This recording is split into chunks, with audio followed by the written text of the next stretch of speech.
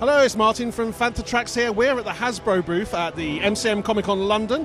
We've got Patrick and Sam from Hasbro here. Hey guys, excited to be here. Yeah, great to be here. Yeah. So you're on your European tour at the moment.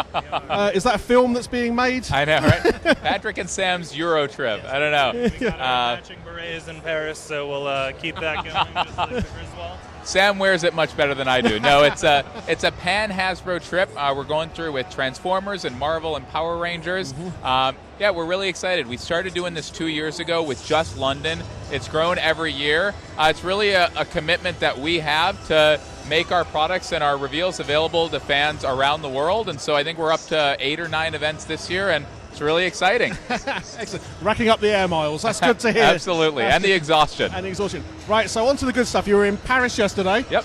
There was some reveals there. I know you've got one of the product. We might have a look in a minute, or we'll certainly put pictures up.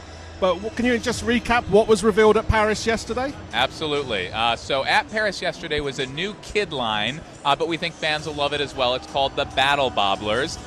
They've got a clip in the base, A spring in the waist. and they battle all over the place. So it's a more whimsical expression. It's these clips. You can clip them anywhere. We've got 4 2-packs coming out next year. My favorite is it's not just Jedi lightsaber duels. It's also, you've got one that's a couple porgs with a lightsaber battling a Chewbacca with a skewered roasted porg. So a lot of fun in the line. So that was fun. We revealed a vintage Cara Dune. So we've heard the vintage fans. We love the passion. Where are the vintage Mandalorian figures? So that was our first ever vintage Mandalorian reveal. Cara Dune in all her glory, that great Gina Carano portrait, armed to the teeth with accessories. And then we had a couple Black Series reveals at Paris yesterday, right? In terms of the Black Series, we also have heard there's, kind of that need for the prequel characters and really being able to. We've only scratched the surface as far as our figure offerings have been. So we've announced publicly that over the course of this convention, we'll have 6 total prequels. 6 total prequel figures, 2 yesterday, and we have 4 more to go.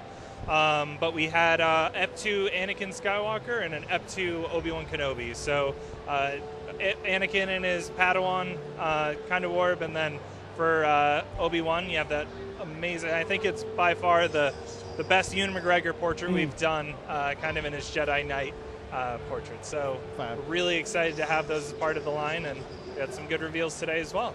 Excellent. Well, I've got to say, if you're revealing more prequel stuff, I have to say Scott from the Black Series group in America is desperately reveal Jar Jar. I know you can't reveal anything that's not been revealed so far, but if that does happen, then please shout out to Scott when that happens. I will say, so again, we can't say anything publicly, but we know that Jar Jar has a unique and special place in the Star Wars world. So never say never on Jar Jar. But then, we revealed some more stuff today. Brand new, never seen before in the world. So we revealed 2 kid items, Mandalorian mask and gauntlet. And then again, some great stuff in the Vintage and Black Series line. So Vintage, we kind of threw fans for a loop. We thought it'd be a little too obvious revealing the Mandalorian as the first figure. So we led with Cara Dune, but then obviously the Mandalorian in all his glory here, based on that great portrait. He's got the rifle, that iconic rifle, inspired by the holiday special. Again, great cape and accessories, and 2 more great Black Series items. That's right. Really kind of building and continuing on the line for the Rise of Skywalker. Again, a lot of anticipation coming up for the movie. We did hear feedback. We had the great release of Zori Bliss and the Knight of Ren in the Vintage Collection at launch. So we're really happy to be able to finally bring those into the line for the Black Series as well.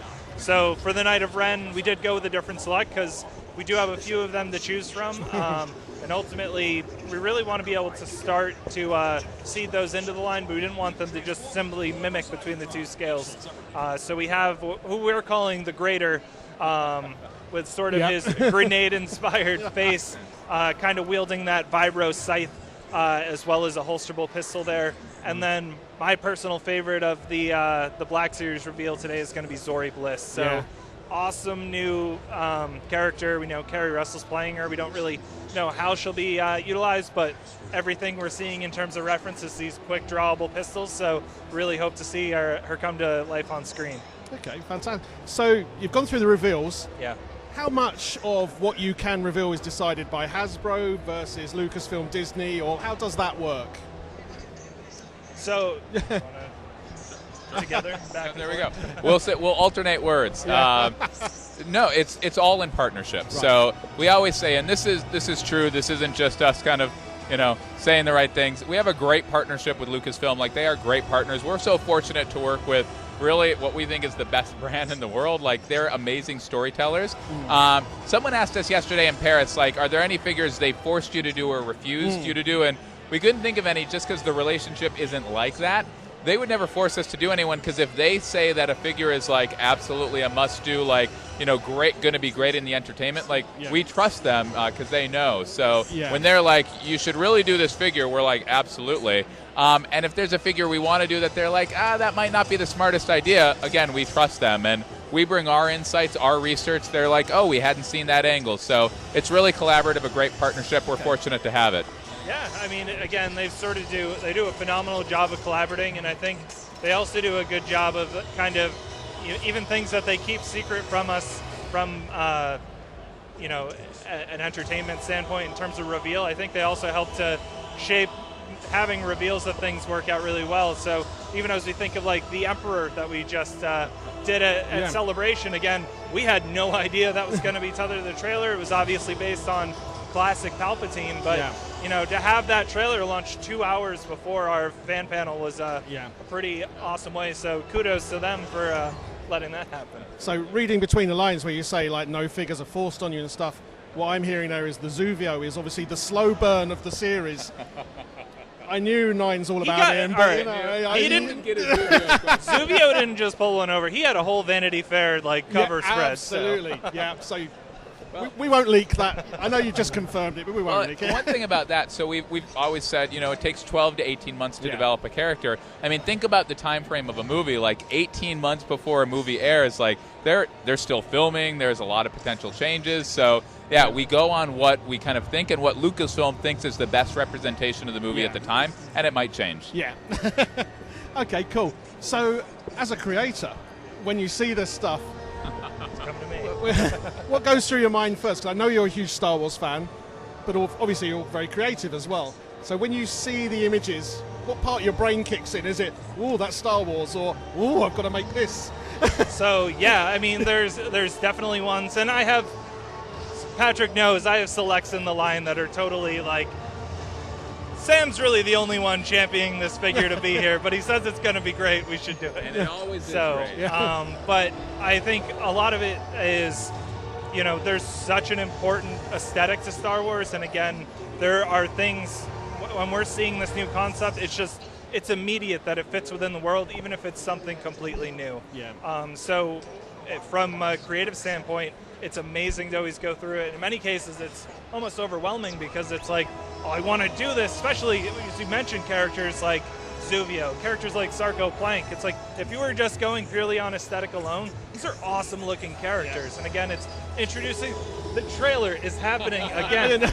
I get on to my chat. Everything Sam says is so inspirational. There's a running theme. You're building up to the end now, come on. It's, it's really, we're so fortunate to have this rich entertainment, and again, there's always going to be the opportunity for us to be able to lean on those in the future. So I think as we start to venture into more of that tertiary stuff, between both of our skills, a vintage collection is obviously pretty well established in terms of going deep into the tertiary, and that's really a huge part of the line is being able to continue and bring that, finalize that. So really, really excited. Love working on Star Wars. I can go on forever. But okay. So let me flip over to you, Patrick, then. Right. So we're going to get a question about distribution. I was going to say, I'm not saying you're not creative, but you sat down on a panel at Celebration, and you got a massive round of applause by stating where all of the Celebration exclusives would be available,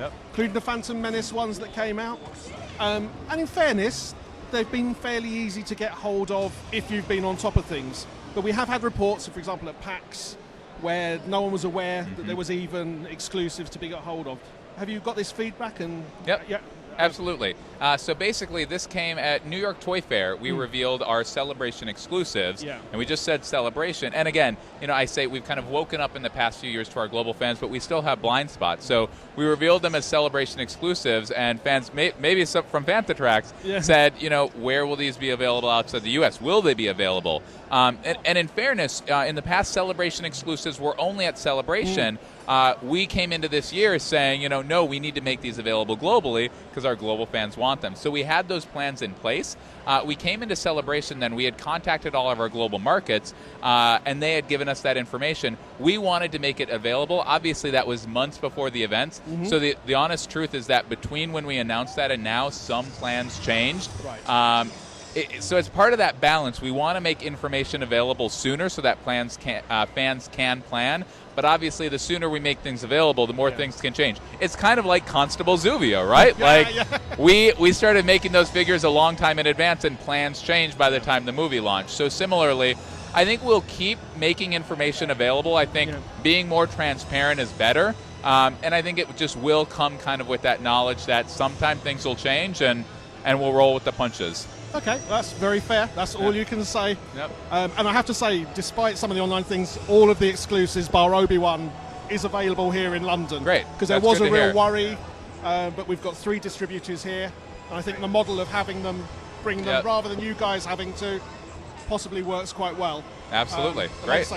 We just try to help let people know where. And I don't think we'd want to go back to a world where we don't make information available and then it just comes as a surprise. So I think this is the better model, but it does come with those bumps. But we'll always try to work those out. Excellent. Okay.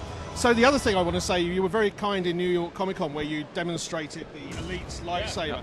I have to say we did it as a very quick video right at the very end of a press thing. That video's really taken off. That's great. I don't know if you're aware of that. So it's probably worth saying, is the Elite thing something that you're moving towards in other ranges or with other... So can't speak to necessarily any direct items that are upcoming, but it wasn't intended to be a one and done item. Elite is expected to remain a tier of Force effects. I don't know that we necessarily infuse that tech into all of our sabers, but we really want to, where there's the opportunity to take advantage of more than just being sort of the color of the blade. So again, there's some substantial technological advances that we put into that, especially with the things like the addressable LED blade. They do substantially, have more in them from a featural standpoint, but also the tech ends up making the price point higher on those as well. So we still want to be able to have a diversified line of our premium roleplay, where you can still have a more entry price point into that, and then have that top tier Elite that's really about driving home more feature roleplay. And I would say, as with all things, we want to hear what you think, so let us know. And honestly, if you love the Force FX Elite, go ahead and buy it. If the line does well, we'll do more. Okay. That's a very good link in. I've got 2 more questions. Fantastic. and I'm giving you all the horrible ones, I'm afraid. So we do get questions of what's happened to the 3 3/4 inch line standard.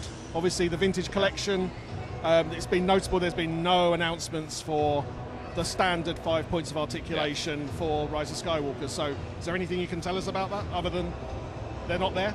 Yeah, absolutely. Yeah, so you're right. There is no 5 POA 3 3/4 inch line here this season. Basically, we're always doing research. We're always trying to figure out. That line was always kind of targeted at the more kid consumer. And honestly, we just did some research and heard back in previous years that those weren't the best thing for kids, that they wanted more articulation. That was a good learning for us. We're always learning and adapting, that they needed a bigger scale for their hands, and they kind of wanted that feature. And so that's where that Galaxy of Adventures line came from. That's now our kid-targeted line moving forward. We're definitely committed to 3 3/4 inch scale with our vintage collection. That's the home for 3 3/4 inch scale, and we're excited for that in the future. And again, as with all things, we'll see how things do, and we'll pivot accordingly. So, one last thing, which I'm going to spring on you now because quite funny. Have you ever met Snoke? Have I ever met Snoke? I know you like the Emperor, but have you ever met Snoke? I have only in my nightmares. Would you like to meet Snoke? Oh yes, absolutely. I think I met him last year. Yes, absolutely. So Ross has just turned up. Hey, yeah, I met you last year. Yeah. There we go. So we'll probably end on that when Snoke walks in. Thing there. But so thanks very much, Patrick. Absolutely. Thank you very much, Sam, and we'll see you at the next ones. Sounds great. Thank you so much. Salutations. Hello, chaps. Great that you watched the video. Really pleased that you took the time to watch it.